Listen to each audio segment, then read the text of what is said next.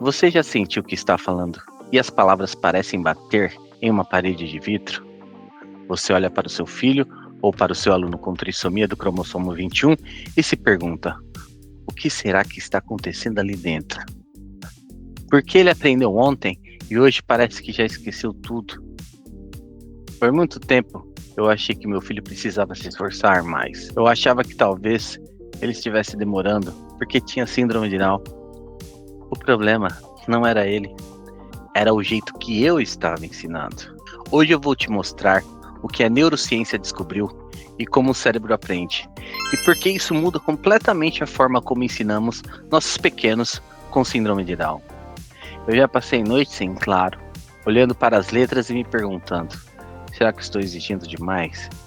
Será que o teto dele é esse? Se você é pai, mãe ou educador de uma criança com trissomia do cromossomo 21, você conhece esse silêncio doloroso de quando a criança não responde ao que ensinamos. E não falo apenas de letras e alfabeto, eu falo de todas as coisas que ensinamos aos nossos filhos.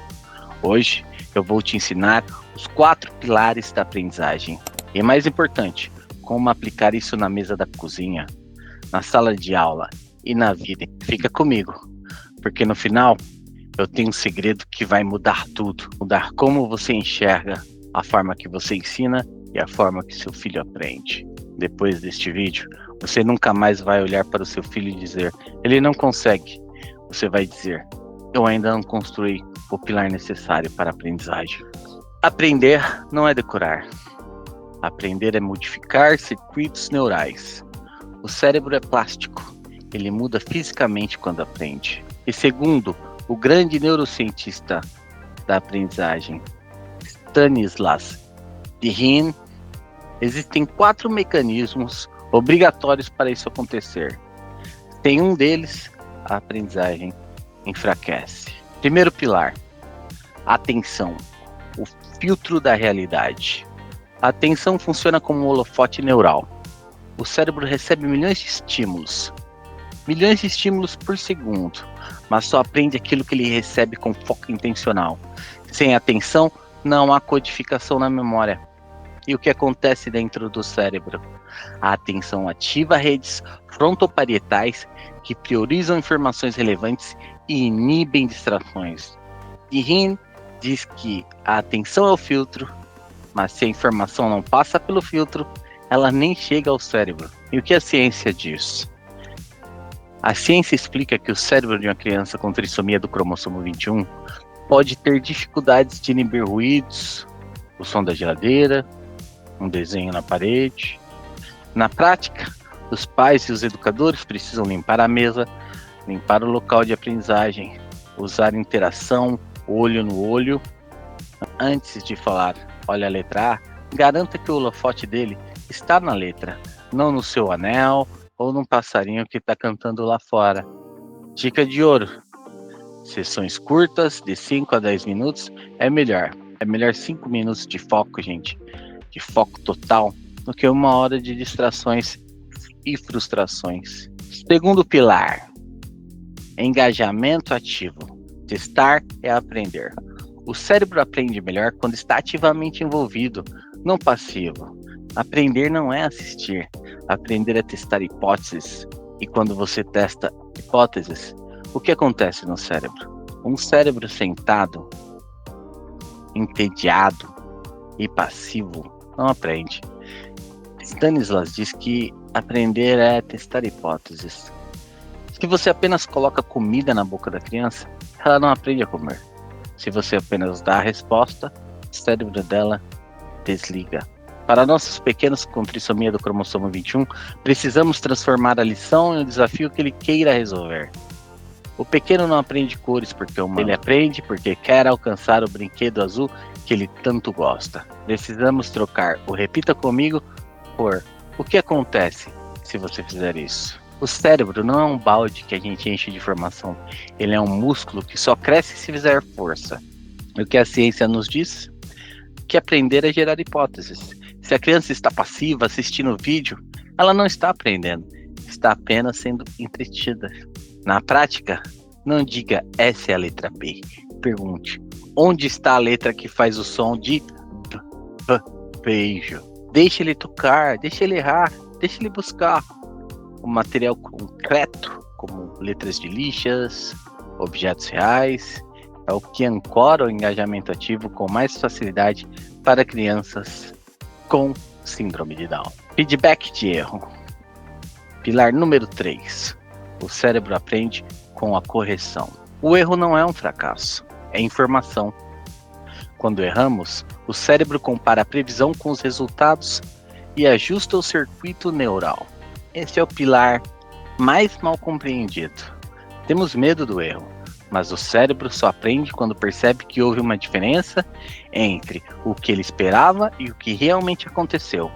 O erro de previsão ativa circuitos dopaminérgicos que fortalecem conexões neurais. Se o seu filho erra e você diz, não, tá errado, você gera cortisol, você atrapalha o aprendizado. O hormônio do estresse fecha as portas da memória. Mas se você diz, olha, você chegou perto, vamos tentar desse outro jeito, você mantém o cérebro aberto para o ajuste. E o erro é o combustível do acerto. E o que a ciência diz? O que será que acontece no cérebro? O chamado Prediction Error Signal, em tradução livre para o português, sinal de erro de predição, reorganiza as conexões sinápticas. Aqui foi onde eu mais errei. Eu tinha medo que o Arthur, ou até mesmo a minha filha Saori, que não tem síndrome de Down, se sentissem incapazes se eu os corrigissem.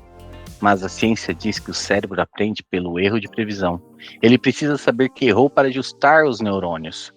Se houver medo, o cérebro trava. Mas se houver feedback positivo, mesmo sendo feedback positivo sobre um erro, o cortisol não aumenta.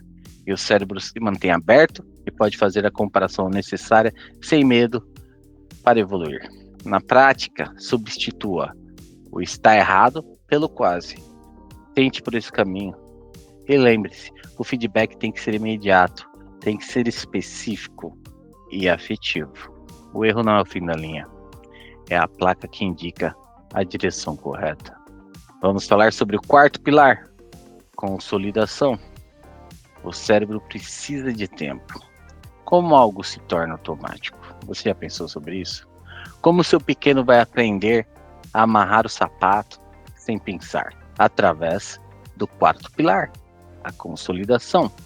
Aqui entra o papel vital do sono e da rotina. É à noite que o cérebro carimba o que aprendeu de dia. Para as crianças com síndrome de Down, a repetição não deve ser maçante, deve ser rítmica. E é a música que toca todo dia na mesma hora. Aprender não termina na atividade. O cérebro consolida as memórias durante o sono, durante a repetição espaçada e a recuperação ativa. Mas o que a ciência nos diz sobre isso? O que acontece no cérebro? O hipocampo reativa padrões aprendidos e transfere para o córtex. Você já ensinou algo hoje e amanhã parece que ele nunca ouviu falar daquilo na vida? Isso é uma falha de consolidação. A ciência diz que o aprendizado só vira memória de longo prazo durante o sono, pela repetição espaçada ou pela recuperação ativa. O hipocampo repita a matéria enquanto a criança dorme, ou ela tenta recuperar ativamente a lembrança, ou ela tem alguma repetição mediada pelo educador.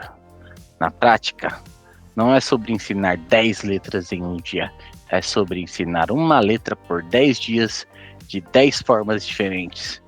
E a rotina é o maior amigo na alfabetização de crianças com trissomia do cromossomo 21.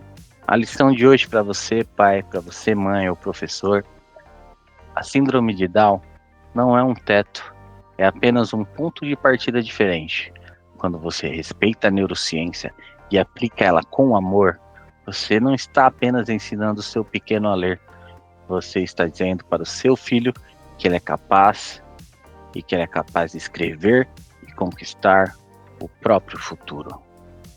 Obrigado por assistir.